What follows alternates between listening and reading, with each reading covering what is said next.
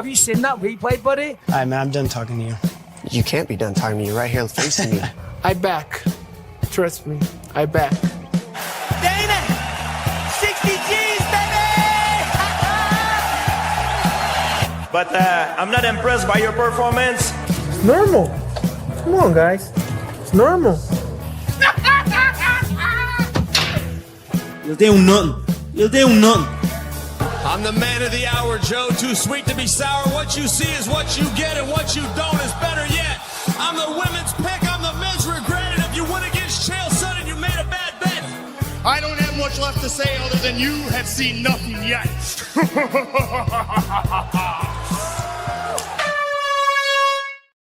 What's happening, Fight Week Show 5 fans, Fight Week Show people there? We are back with another episode of Don't Stop Shakedown, and today we are doing a live show with my brother, the one and only Adrian, the son of Thunder Sanchez. How you doing, my bro? I'm good, man. Nice to be back with you guys. Well, back with you on the show. As always, yeah, Fight Week, let's go. Yeah, man. Come on. Bro, it's been a minute since we've had you on the show. It's been a minute since we've spoken to you. And I know because we have a few topics to cover today. We're going to talk about some of the fights that that was on last night, especially the main and the co-main event. And I wanted to get your take on some of the stuff that's been going on in the combat sport world as well. We're going to play a couple of clips to get your take on those. And on top of that, we have your fight that you've got coming up to prepare for. We're going to talk about all of those things. So people, make sure you're chilling with us. Make sure you're kicking it with us. You know what I mean? If you want to follow anybody that affiliates with the Fight Week Show, make sure you're following X-Dogs MMA, Crossover MMA, The Rambling Dad, MMA Normally, Making the Walk, Head Kick Pod, that's Yao over there in South Africa, and indeed the Fight Week Show. Make sure you're following all those guys. We've got Aggie the Kraken as well. That brother's making waves with PFL over there in South Africa. He's our brother. We rock with him. So please make sure you're following all those guys. That's the one way that you're going to be able to help us out. Right. Before we get this show on the road, Adrian, you've just been through a difficult time because your fight was scheduled for before this difficult time happened. But you've just gone through a difficult time that's kind of altered what you had to do. And this is in the case of what we're talking about is the passing of your dear mom. We know how much your mom meant to you. We've had her on the screen before when you've been live streaming with us before, you know what I mean, with your brother as well in the kitchen. It was, such a lively, vibrant woman. But tell us how that's reshaped what you've had to do, how you're taking in the whole family and everything else, please. Man, first of all, like you said, my mom, she meant, like, she was very dear to me, and she was like my biggest supporter, when it came to any sport or any kind of, thing that I did. And for those that don't know, like, my mom had a massive over 20-year battle with cancer. She had breast cancer that went to lymph nodes, and then eventually it spread through.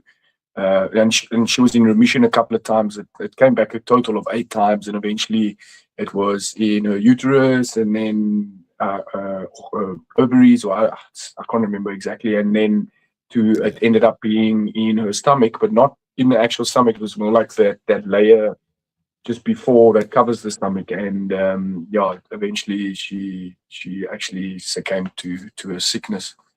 But my mother, if I can remember, she was a proper fighter. A true warrior.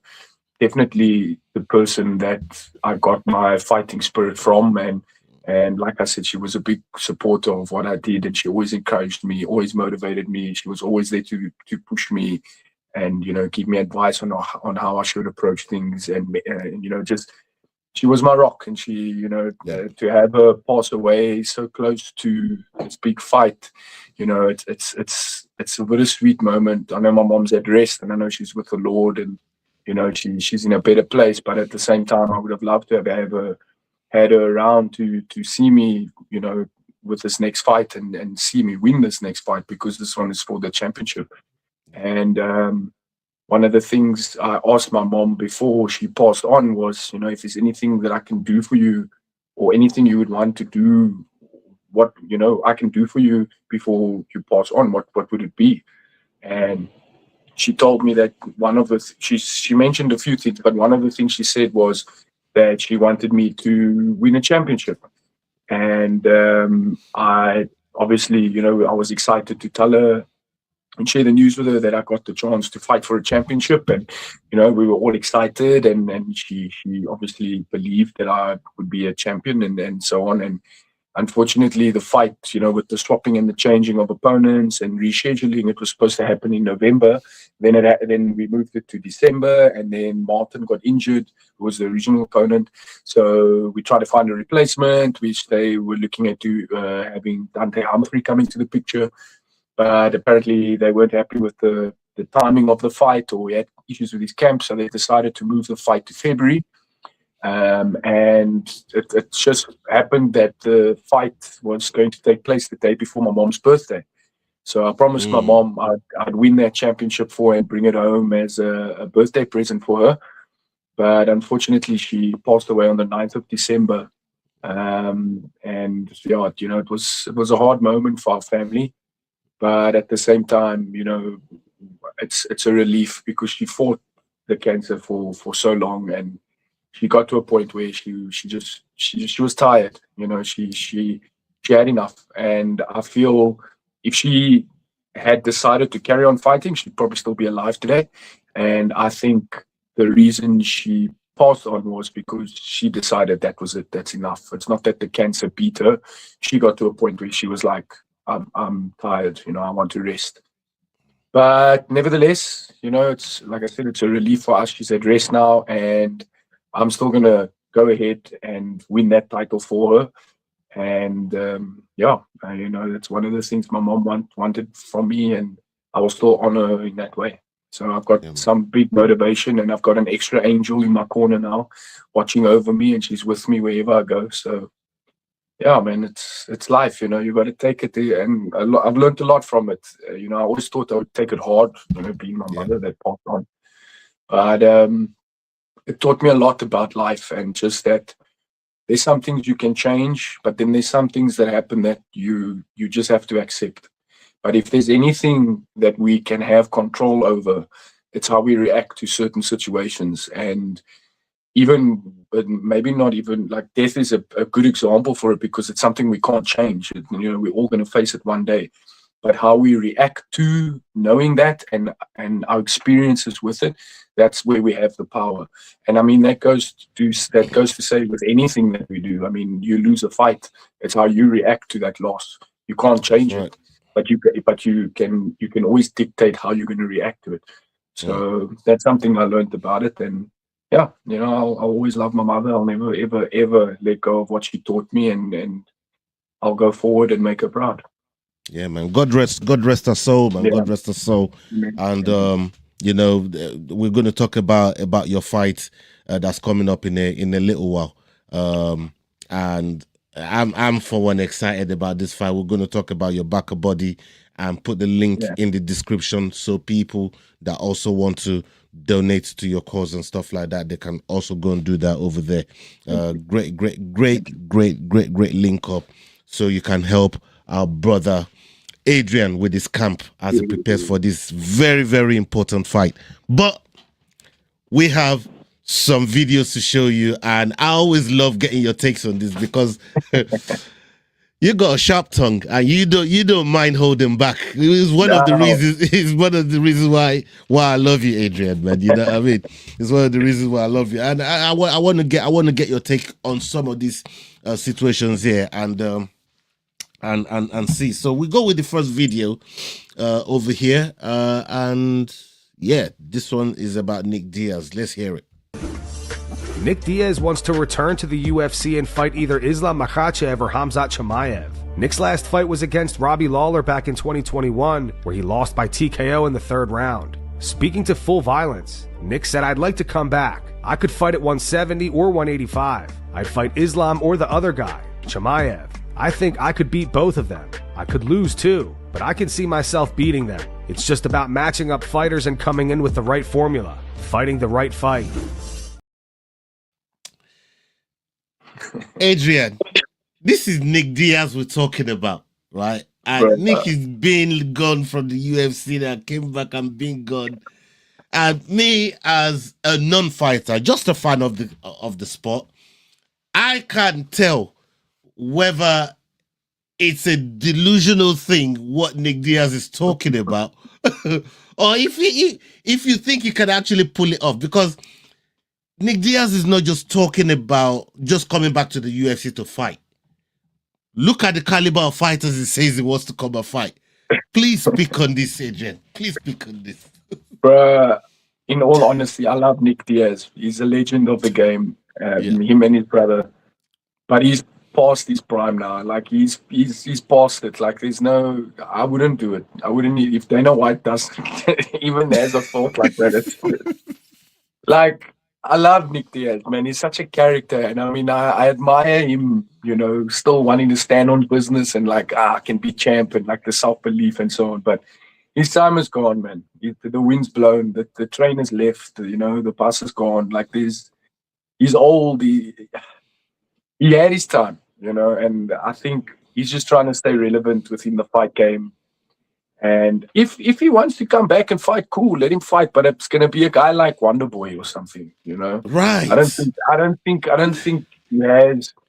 For him to have a run at champion, then we might as well get Jake Paul in and have him fight for a championship in the UFC. You know what I mean? So, with all due respect, I love Nick Diaz. He's a legend, and like back in the day, Strike Force, you know, Pride. He was like, he was a dog. Like back then, champion without a doubt, for sure. But like now, it's nah. To me, it seems like he's that old man sitting around the fire or the braai, as we say here in South Africa, and he's like telling all the youngsters, "Oh, I can still be champion." You know, like I can, you know. But respectfully, no. Nick, sit down. Rather, like you said, like he said himself, you know, it's about choosing the right opponent and so on. Then choose the guy that's within your lane. Like the guys that you want to fight are gonna destroy him. How is Chimaev and Islam Makhachev the right opponent for Nick Diaz at this point? It's no, not now. These guys are in their prime. They like they'll eat him. They'll eat him. And it's not that Nick Diaz can't fight. It's just it's not his time's passed. It's like sit down, man. Come on, Nick. Let's be realistic here. Like maybe 5 years ago, 6 years ago, you would have maybe had like a very slim chance, but now it's done. Like, rather do it just for the fun. Have an exhibition fight or something, like, you know. But his time is done. Man, I couldn't agree more. I mean, it's just the caliber of. Look, I will watch Nick Diaz fight any day of the week. But not against those guys. Not the guys he's talking about. Like, leave Chimaev alone. Leave Makhachev alone. Think about the people he's got to get through just to get there. You know what I mean? He's not even asking to be put in the queue. He wants to jump the queue. Yeah, he wants to jump the queue. Like, bro, you got to earn your spot first. You know the fight game. Like, bro, if it was a charity event and they were like, listen, this doesn't go on your record, and it's like, we'll just see what happens if you fight one of these guys. No belts on the line or anything. Cool, go ahead. Let's see what happens. But nah. Yeah, put down the pipe, put down the bong, just chill out a little bit, bro. Like, go play with it. Rather go, I don't mean to be rude now, but rather go play with the nunchucks again or something, you know. Just leave it's done. Nah. Yeah, leave the championship things to the guys that's been waiting in the queue and that. Yeah, exactly. Yeah, man, 100%. I agree with you, man. I agree with you. And look, for me, I love the Diaz brothers, especially look. Nate's more my bag than Nick, but I love Nick the same, but Nate's more my bag. And I look at the way they operate in the sport. A lot of the times these guys get what they want. That's why they can come out and call out names like this, because a lot of the times, especially where the UFC is concerned, they generally get what they want. They get the stipulations they want. If they want to go 3 rounds or 5 rounds, they get it. If they want to turn up to press conferences or not, they get it without punishment. They can turn up to press conferences late. Like Dana gives these guys a lot of allowance during their careers within the UFC. You know, I mean, they crowd pleasers. They it's like Conor McGregor. Like they're allowed to get away with certain things because the crowd loves them. And and with no doubt, even if let's just say some crazy thing happens where a fight like that, like Chimaev versus Nick Diaz or whatever, that will be a sold out thing to see. You know, but I just don't see him getting a championship. It's never going to be competitive. Not that he's a shit fighter or anything, because he's good. It's Nick Diaz. I mean, come on, it's just his time's passed. You know, yeah, man. The game's moved on. Yeah, let's move on. Let's move on swiftly from the topic as well, because the game's moved on from Nick Diaz. But we got another one. Wasn't he? Before you go, wasn't there like a clip of him on the street, like playing with a lighter or something other like that? Like it looked like he was like. You know what I mean? Like the guy was off his rocket. Like the brother is crazy, man. So now you look at that, and then you look at him, and you're like, there must be something going on. Like, but anyway, you know, it's like it's kind of like that Tony Ferguson type of scenario when it was, you know, when he was out there doing the madness. Well, big up to Tony Ferguson, Misfits champion, Not too bad. I mean, why doesn't he get involved there? I mean, why doesn't he go and fight Tony Ferguson? That's something. And you still make big money. You still make big money. Both names carry weight in the combat sport world. I can tell you now, you probably make more money fighting in that tournament than he did against his last fight with Robbie Lawler. I can tell you that now. 100%. Yeah. But anyway. Yeah, man. I got another one here, and this one here is something that is probably more close to home with you in terms of performances and how fighters actually look at officials when it comes to situations like this. Let's hit the clip and get your take on it. Jorge Masvidal went off on Herb Dean over his stoppage in Benoit Saint Denis versus Dan Hooker. Oh, who's the referee? Let me guess, Herb Dean? Holy smoke. Girl, what is he waiting for to stop it, bro? Yeah, Herb, sometime today, huh? Yeah, Herb, it's just a fight, you know? No rush. No, yeah, the guy's definitely fighting back intelligent, Herb. Wow. I don't want to take nothing away from St. Denis' performance because amazing, but damn, as I've said my whole career, Herb Dean is the worst referee to ever exist. I mean, bro, does he suck? Holy smokes, is he bad? You know, it's a fighter, especially like Hooker, though he's obviously on his way out, he's not going to quit, he's not going to tap. You got to take that guy out. But he's obviously been in this position for over a minute and a half, and he's eating shots the whole time, from elbows to back fist to the face, getting choked. And then now the guy has obviously no energy because he took all of it to escape the choke. Now he's stuck in that position. He had maybe like 15 unanswered shots and still nothing. Still had another 15 unanswered shots. Worst referee I've seen. It's nothing personal against him because as a human being, I think Herb's a great dude. I've been around him a lot. Great dude. But I'm saying as far as like referee going, I don't know what it is. I mean, you just heard Masvidal there. This is in a fight between between BSD and Dan Hooker that happened a couple weeks back. And you hear how scathing of Herb Dean, saying he's the worst ref, on the roster and stuff like that. And we've seen criticism of other refs with late stoppages, early stoppages. We understand how difficult a ref's job is, but in your opinion, because like I said, I'm a non-fighter. I don't do what you guys do. You guys are the guys in there. You get locked in there with the ref, and you have to wait for the ref to pull you off an opponent. Yeah, for you to really turn off the switch in your head about killing this guy. But what is it that really that the refs got to do to make sure they get these sort of fights right and not make the fighters take unnecessary damage, especially when you can see that the fighter is not defending himself intelligently anymore, as Masvidal alluded to there?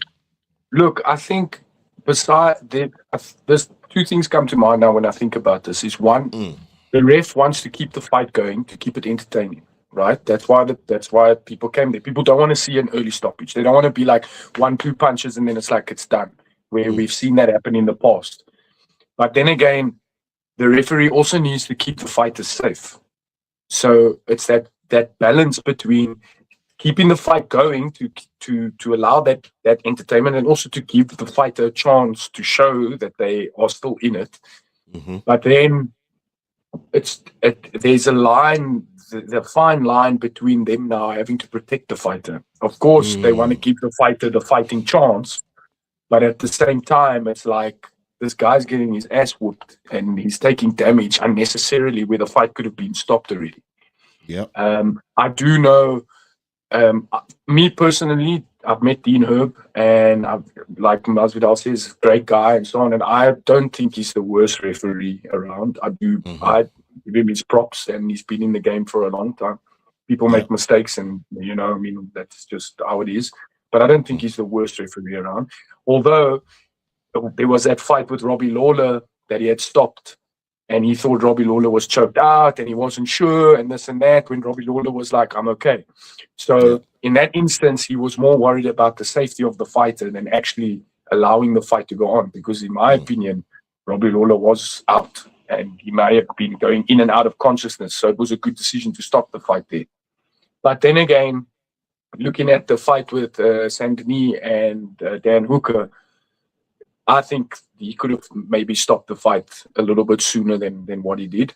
But again, it's like it's easy for us to criticize a referee's decision from the sideline, but when you're in the fight, you could see things differently. We might see Dan Hooker getting his ass whooped like he's doing nothing, but Dean Herb could maybe have seen that Dan Hooker was still there, because we can't literally see how their eyes are going, or is he, like they see more detail in it than what we do. But ultimately, it is about the safety of the fighter, especially if you're an older fighter. You're more susceptible to taking damage. And if I mean, if you look at Dan Hooker nowadays, he's not necessarily the freshest guy around. I think he's on the plenty of scar tissues as well. Yeah, exactly. And I think he's like on the verge of like starting like early stages of like being punch drunk or something like that, like he's a bit. So to keep him safe, that's some of the, and I think that yes, we want entertainment for the fighters and the fans, but at the end of the day, I think the safety of the fighter is more important. Yeah. But then again, it's just, you gotta like, it's easy for, like I said, it's easy for us to criticize it. But if you're the referee, it's a different thing. I mean, I've been in fights. I mean, that walk-off knockout that I had, I knocked the guy down and the guy was out. And literally, I gave the ref a chance to stop the fight. But then again, we have the mentality, as fighters, we have the mentality that you keep going until the ref tells you to stop. And, that's, in my opinion, the fight could have been stopped before I landed those 3 punches. But then again, it's entertaining for the crowd. The crowd loved it. I loved it. But it's at the detriment of the fighter. The fighter's got to pay that. It's a give and take kind of thing. But I don't think Dean Herb's the worst referee for that decision. I think there's been worse. Who was that one ref? I don't know what his name is. He ref that fight between Dan Henderson and Michael Bisping. I don't know what his name was. And Dana White still gave him a lot of slack and told him he's never going to ref again. I forgot that referee. That's a referee that you can say is a shit referee, because he would stop fights too soon, or he would just let fights go way, like anybody could say. Someone that doesn't even know what fighting's about could say, whoa, that's a bit too much. So it's give and take, man. It's literally give and take. Man. Big up everybody that's watching us on live, whether you're watching live or on playback. Salute to you. Make sure you on Adrian Sanchez's page, go and follow his Insta page. He's got a page on Twitter as well, Adrian Rayo Sanchez. You type it up on Instagram, it comes right up, and that's how you're able to follow my guy. You're able to see, all the work he's putting in, all his gym work, and his fight news, everything, so on and so forth. You find it all on his page. Yeah, make sure you go to follow him on there. Salute to everybody that's rocking with us. I got one more video to show Adrian here. before we move on to his upcoming fight, because I do want to talk about that upcoming fight. But let's hear this about DC talking about Jones. And I need to get your take on this one. Let's hear this one. Daniel Cormier says he doesn't think anybody could have beaten John Jones in his prime. At his absolute best, is there anybody in UFC history was a better fighter than John Jones? No. Not even close. Not St. Pierre. No. Not Anderson. The truth. Not Demetrius. Hey, let me tell you something. People like to say you be hating on John Jones, man. He can beat you. I said, listen, man, and I told you this whenever I did your podcast. You did. I was so good when he beat me that second time that if he beat me that time, I don't think nobody could beat him. He was so. Plus, he tall. He got long arms. 84-inch reach. Yep. He got good knees. Elbow. Him and I did that thing together.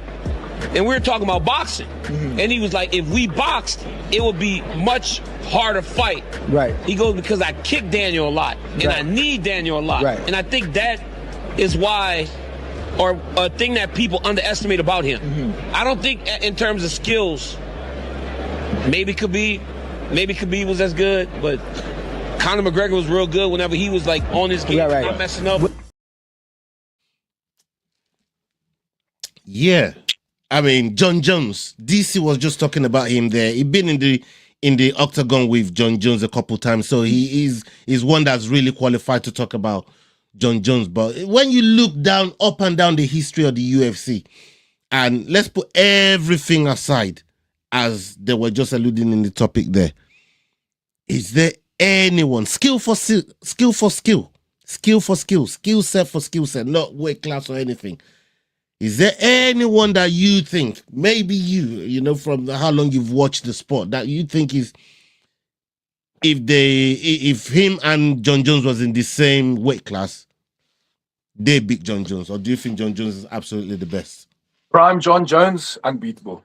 I think he's the best. And if I just thought of it now, if I could give you the top 3 guys of all time in their prime, it's definitely John Jones. John Jones number 1, Khabib number 2, and George St. Pierre's number 3. That would be my 3. And then 4th would be Anderson Silva, definitely. Incredible. Or Anderson Silva and then GSP of all time. That's of all time. That's top 4, Mount Rushmore, if you want to call it that. That's how I see it.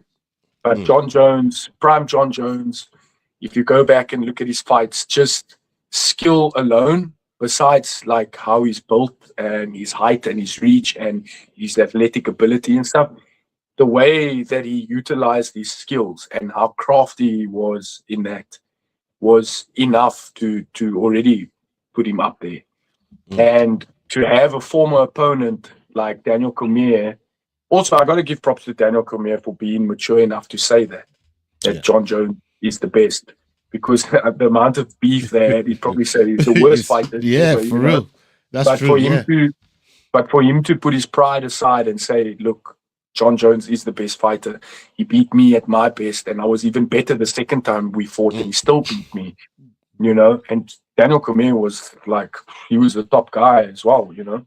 Yeah. So I think prime John Jones, 100%. Best MMA fighter there is. And I think he's right when he says that the boxing fight would be even harder because, you know, like I said, he kicked him a lot. He used a lot of other skills. But I think taking away the grappling part, you know, for Daniel Cormier and with John Jones's length and how he can throw his strikes from freaking anywhere, it would be a hard night for him as well. But I agree.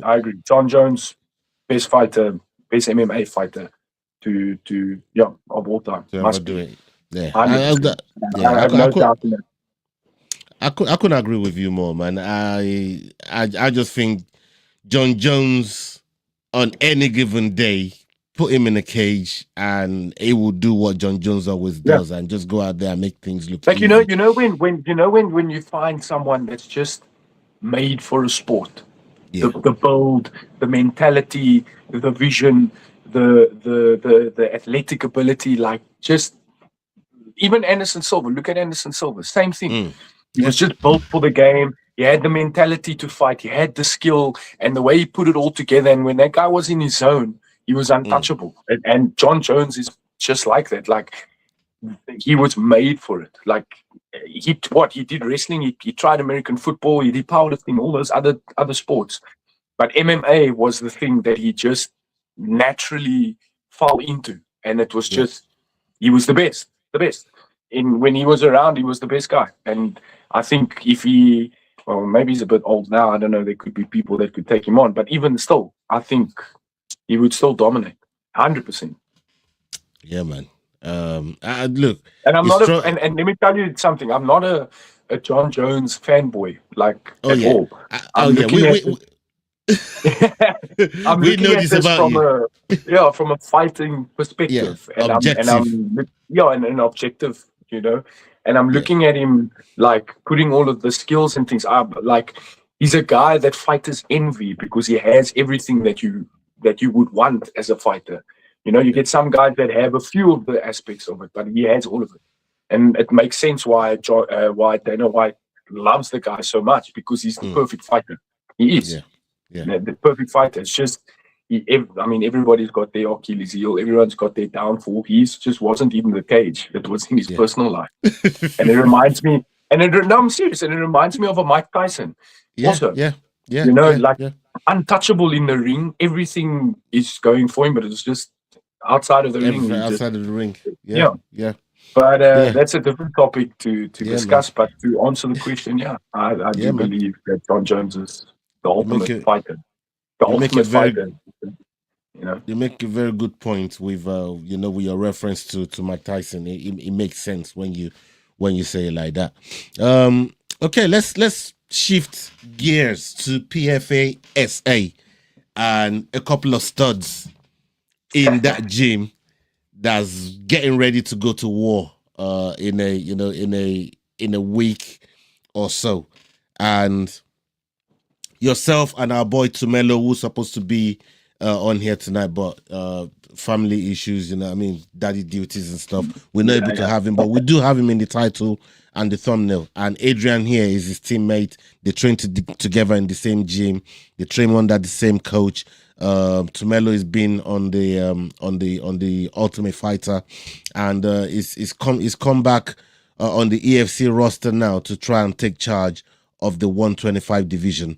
And you yourself, you're about to take charge of the 155 division. First of all, can you tell the people, so close to the fight now, how the gym is feeling, how they're all pulling together to work towards your goals, and how has your coach been dividing his time with both of you, given how important both of your fights is?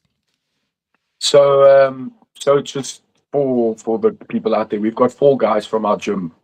Well, 3 at the moment at our gym, and 1 guy's yet to go to Johannesburg, so he's in between the 2 gyms. So it's myself. I'll be fighting for the lightweight title.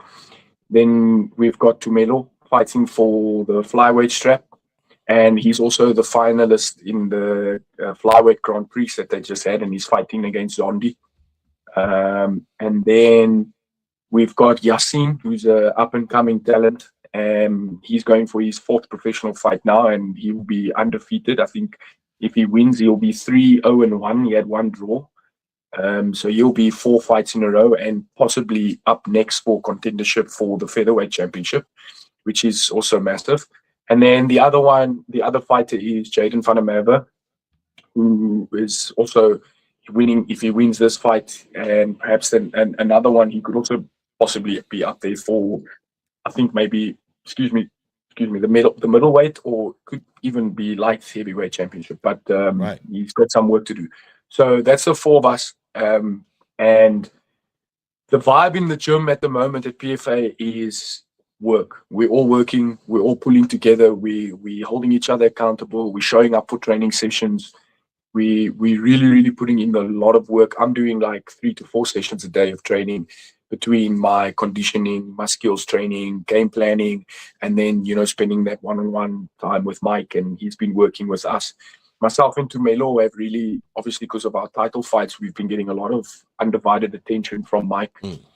and obviously he really wants us to do well. And then the other guys, like I said, Jaden, he's currently in Johannesburg at the moment.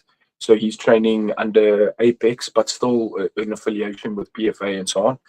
And then we've got Yassine, obviously, who's also putting in time working with the other coaches, But our sessions together as a team is it's been good. And the chemistry between all of us, and we're all excited, it feels like we're an army coming together, and we're going to go out. And I mean, we're in Cape Town, and we are basically the top guys in Cape Town at the moment. Yeah. And not only have we been training together well as a team, but we've also been collaborating with MadFit, which is Don Mad's gym. And we've been helping because he's also got 1 or 2 guys that are going to be competing on the card as well, also up and coming professionals. But what we've been doing is we've been sparring with each other. We've been helping each other out with big sessions. We also have had Faiz Jacobs that's come across to the gym, and he's also been collaborating with us, getting rounds in with us and stuff. So it's nice to see how not only the growth and how tightly knit we've become as a team at PFA, but also how we've integrated the community a lot more. And I owe that all to Mike, because he's really someone that wants to grow the sport. I mean, he's always been for the sport, and he's the one that's been reaching out to others and saying, listen, come to the gym, let's train here, let's do that. And he's been so open and welcoming to having us do this, because we all need it. And because it's Cape Town versus the rest of the world, we want to be successful. We want to prove to the world that we are the top guys from our country. So it's nice to see how the community is growing and how those relationships are starting to build between the gyms. And it's nice to rub shoulders with champions like Faiz and then having Tumelo there with his UFC experience and myself there as well with my experience. And they did this promo video where they were saying that I'm something along the lines that I'm leading this new generation of fighters, from Cape Town, which I don't necessarily take the title of leader or anything like that. But it's nice to know that they see me as this experienced guy, one of the senior guys, leading the way. And it's good to have my team there as well, because I want them to do well. And I mean, if myself and Tumelo can pull this off, which I believe we can and we will, PFA is going to have 2 champions, and Cape Town's going to then have 4 EFC champions, which is Luke Michael, Faiz Jacobs, myself, and Tumelo. Yeah. And 2 of them being at the same gym. And I think with myself and Tumelo now winning the belts, Mike will have, I think his record of having champions will go up to 6. That is champion. That's including what's his name now? Don Madge is one of them.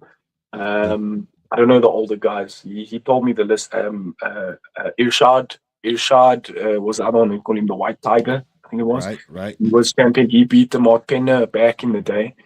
And then myself and Tumelo, and then there's a few other guys, but that was back in the day. So it just adds more to the recognition that Mike deserves as a coach as well. And it's going to put PFA back on, well, we've always been on the map, but it's really going to boost us, Yeah. And I'm looking forward to coming home with the belt and coming into the gym and having the members and stuff see that, and just, it's proof of hard work and discipline and continued commitment and determination to make it a success. 100%. And for me personally, I've been going for this for 10 years. It's been the goal from day one. Before I even became a professional, I told myself, if I do this, I have to become a champion. And otherwise, I'm not going to do it at all. Yeah. And I mean, we know this, most of the story of my career, with the wins, loss, and then, all the personal struggles that I've had and having to restart my career a few times. And then, all those ups and downs and challenges and trials and tribulations, if you want to call it, to still be in the game. And now I'm finally getting my chance to win. And like I said before, I've experienced everything that a fighter can experience. I just haven't won a championship. And now it's that moment. and I feel like I deserve it. And the guy I'm fighting, his name's Jefferson Pereira. He's from Brazil. His record is 5-1. I believe he's on a 4-fight win streak at the moment. He's from what I've seen, he's a Muay Thai fighter. But I mean, he's from Brazil, so he's going to have some ground game for sure. Yeah.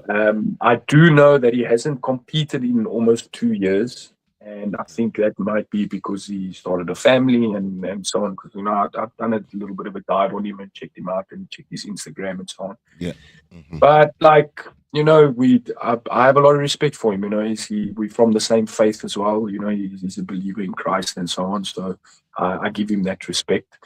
But at the end of the day, we're still going into the cage, and we both have a job to do. And I'm there to win the belt, and I'll fight anybody that I have to.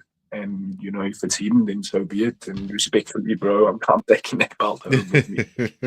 And man, it's gonna be a great experience. I can't wait. And I can see myself and Tumelo bringing those belts home. And I've told him what I've been.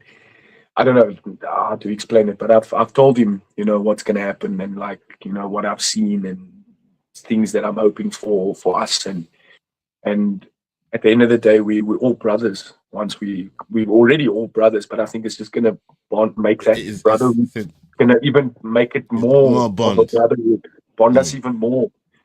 As a team and as friends and as brothers and as a family. And I think that's the most important thing. Yeah, man. 100%. Before we get out of here, I just want to thank you for your time. As always, you always show us love, always got time for us. And I appreciate your time every single time, because I know how this period is for you, preparing for a fight, working hard in the gym, trying to cut weight, everything that you have to do. So I can't thank you enough for your time. But before we get you out of here, we know that you're seeking some donations to help you with your camp, to help you, achieve your dreams in the cage. And everything is, does cost money, everything, getting your nutritionist, your coaches, your gym, everything costs money. So tell the people where they can help you, how they can do it, where they can find the link, and we'll also put it in our description below. Please tell the people. Yeah, so like I've been doing in the last couple of fights is, I've been setting up a crowdfunding account, which is the Back a Buddy campaign. And not only is it going to help me with my fight camp and so on, and go towards the things that I need and medicals and all the nutrition and the rehab, going for massages and the recovery and all of that. But it's also one of the main reasons why I've done it is just to allow the fans and my supporters to be a part of the journey. It's not that I'm desperate for the money. I mean, I can always figure something out, but it's more of a way for my supporters to be a part of it. Because people always ask me, hey, how can I help you? Yeah, how can I, and most people are like, I don't want anything out of it. I just want to be a help and this and that. I want to see you succeed. Well, this is the way to do it. Yep. And I humbly accept it, and I really appreciate everyone that has helped me and supported me. And if you want to be a part of the journey and you want to assist and help me in any way, you can find the link in my bio on my Instagram account, which is at Rayo RAYO 9201. You can go there. You can give me a follow. You can Ola said, all my updates and everything from my fights are there. And you can find the link in the bio to go and make the donation. It's very simple, very easy. You just follow the link and click on donate, and you follow the prompts there, and it will go through. If you have any issues, you can message me, and I'll help you where I can. And then also for those that are in Cape Town and that want to come and see the fight, the link to buy tickets is there as well. But I honestly think that the show is pretty much sold out now. So you're going to be lucky if you can find some tickets. Yeah. But if you want to go check it out, it's also there in my bio. And then obviously Facebook and all the other platforms are there as well. And I share everything there. So if you want to help, you can go out and check it out. So people, make sure that you go and check out those pages on Facebook, on Instagram. You know, we're gonna have his description. His link in our description for the Backer Body and for all his socials. They're all gonna be in the description below. Once we get this wrapped up. And hey, Son of Thunder. Yeah, bro, there's nothing more than I wish for you to see you with the strap, with the championship on your shoulder, man. You know, when this fight, because I'm going to be watching the fight. I'm going to be watching the fight live. I'm probably going to reach out to you straight away as soon as it happens. But there's nothing more that, because I've been there watching. I've seen the ups and downs that you've been through. You know, coming up through your career, and this is, you're now at the pinnacle of what you set out to do. And you know, I just want to, before we shut up, you know, I just want to say, you know, shout out to the fight week and Ola and the rest of the gang. Like, I really, really appreciate all your support and all your encouragement, and you know, the backing that you guys have given me. You know, I've never experienced it from any kind of like social media or any kind of platform which you guys have. So I really, really, really, like, it means a lot to me. I always say I appreciate you. It's something I always say, but I do mean it. And when we do see each other again, I'm gonna have that belt right there. Oh, and I'm gonna sit here with it. Nothing will please me more. Nothing will please me more. And and just like knowing that you guys have been there from the early days, you know, when I started to really get some momentum. You know, like you said, with the ups and downs, and like the fact that you guys never were like, he's gone, you know, whatever. You guys stuck with me and you supported me, and you guys have had that belief in me that not many people have, besides those that are in my inner circle. So I appreciate and I love all you guys, man. That means a lot. Yeah, man, that means a lot, and that's why we do it, because you know you're good people, man. You know what I mean? You're a good brother, and we just want to support your career, and we just love you as a person, man. Because it's one thing. It's one thing to do what you do in the cage and be a douchebag, but out of the cage you're a good brother, man, and it's one of the things we like about you. To add to that, like, I believe, you know, your achievements and your accolades and stuff mean nothing if you don't have the character to match, you know. And I believe that those that are given this opportunity or are called to a place of influence should use it for the right things. And if there's anything that you can do in your life or anything that you can be, it's to be responsible for that. And not saying that I'm some influential person or whatever, but I do. But there's a lot of opportunity and a lot of moments where people are inspired. And if you can inspire them to do something great, or to chase after something, or to just change their ways, then to doing good, or to influence them into doing something good, or inspire them, then you're winning. I mean, what's his name? Kobe Bryant. One of the things he said, and I must quote him, but he said that the biggest goal or the biggest achievement that you can do as a human is to inspire others to be great, or to inspire them to do something. And if you're doing that and you're doing it for the good, then you're on the right track, you know. And at the end of the day, it's not about our own glory. Yes, we want to win and we want to achieve things, which is great. We need to have that in our life, but it's about the next person, and always putting the other person before you, and ensuring that they are good and that they're happy, and that you can lift their spirits when needed, you know. I think that's more important. So belts 100%. And wins and all that stuff mean nothing if you're like you say, you're a douchebag.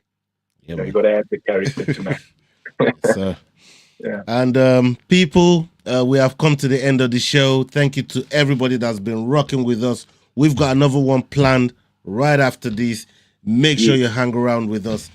Big up to everybody. This has been Adrian Sanchez, and we are going to be supporting you for your upcoming fight. And hopefully, after the fight, we're able to bring you back on the channel and we're going to break down everything, how the fight went, Not and hopefully, everything else. Definitely. There you go. Definitely. There you go. 100%. All right, people. Bro. Salute to everybody that's been with us. Big up yourself. And up onto the next video. Hasta la vista. We're out. Salute. Big up. Hey, guys, this is John Anik from the UFC. You're watching the Fight Week Show. Please subscribe. Not now, but right now. Subscribe to the Fight Week Show. We'll see you guys on the road soon.